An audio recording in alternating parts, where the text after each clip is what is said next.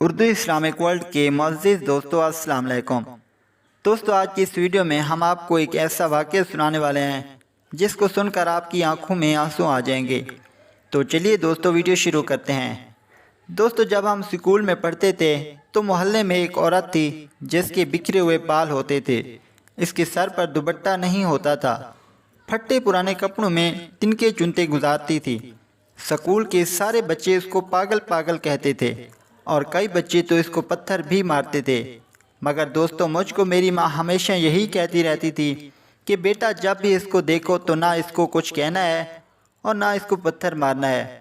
تو میں اس وقت سے ہمیشہ اس کی عزت سے پیش آتا تھا۔ اس وقت میں تیسری یا چوتھی کلاس میں پڑھ رہا تھا۔ میں دیکھتا تھا جب اسکول کے بچے اس کو پاگل پاگل کہتے تھے، وہ بیچاری عورت اپنے آپ بات کرتے ہوئے چلی جاتی تھی۔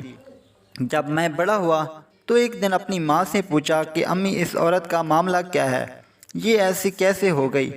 تو اس وقت میری ماں نے مجھ کو بتایا کہ بیٹا یہ عورت اسی محلے میں رہتی تھی اور یہ ایک تندور پر روٹیاں لگاتی تھی۔ اللہ تعالیٰ نے اس عورت کو ایک خوبصورت بیٹا عطا کیا۔ ایک دن عورت کو ایک ضروری کام کرنا تھا اور اس وقت اس کا بچہ اس کے ساتھ چمٹا ہوا تھا۔ کئی بچے ایسے ہوتے ہیں جو ہر وقت اپنی ماں کی گود میں چمٹے رہتے ہیں۔ ایسے بچے اپنی ماں کی گود سے الگ ہونا ہی نہیں چاہتے۔ جب اس کی ماں اس کو کہتی کہ بیٹا بیٹھ، مجھے ضروری کام کرنا ہے، لیکن وہ بچہ تو ماں کے ساتھ چمٹا ہی جا رہا تھا۔ کافی دیر تک جب وہ نہیں مانا تو ماں کو غصہ آیا اور بچے کو کافی ڈانٹ ڈپٹ کر کے ایک چارپائی پر پھینک دیا اور بولی اگر تو اٹھ کر میرے پاس آیا تو میں خوب ماروں گی۔ وہ بچہ روتا ہوا پھر ماں کے پاس چلا آیا۔ جب ماں نے دیکھا تو بہت غصے میں آ گئی، اور جب انسان غصے میں آتا ہے تو اس کو کچھ سمجھ میں نہیں رہتا کہ وہ کیا بول رہا ہے اور کیا کہہ رہا ہے۔ اس عورت نے غصے میں اپنے بچے کو یہ بول دیا کہ میں تو تجھے سلا کر ہی آئی تھی اور تو میرے پیچھے آ گیا، تو پورا ہی سویا رہتا تو اچھا ہوتا۔ اس طرح اس نے بچے کو بد دعا دی۔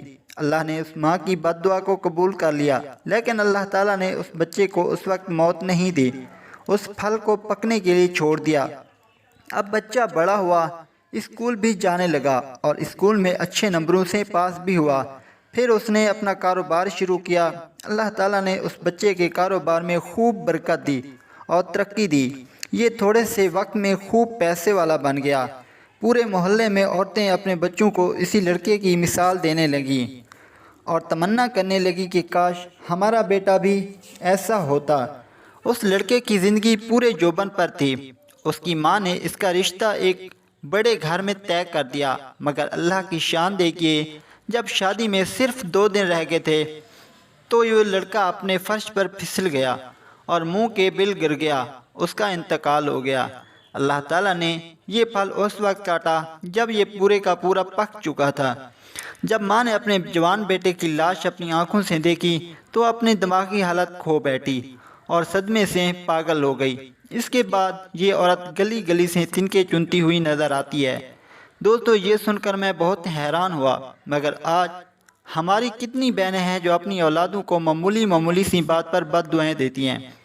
جب دوستو اللہ تعالیٰ دی ہوئی نعمتیں چھین لیتا ہے تو پھر وہ بیٹھ کر روتی ہیں۔ دوستو نعمتوں کی ناشکری کرنا بہت بڑا گناہ ہے، ہمیں ان کی قدر کرنی چاہیے۔ اللہ تعالیٰ سے دعا ہے کہ اللہ تعالیٰ ہمیں ان گناہوں سے بچائے، آمین۔ دوستو اگر ویڈیو اچھی لگی ہو تو ویڈیو کو لائک کر دیں، چینل کو سبسکرائب کر دیں۔ ویڈیو دیکھنے کا شکریہ، اللہ حافظ۔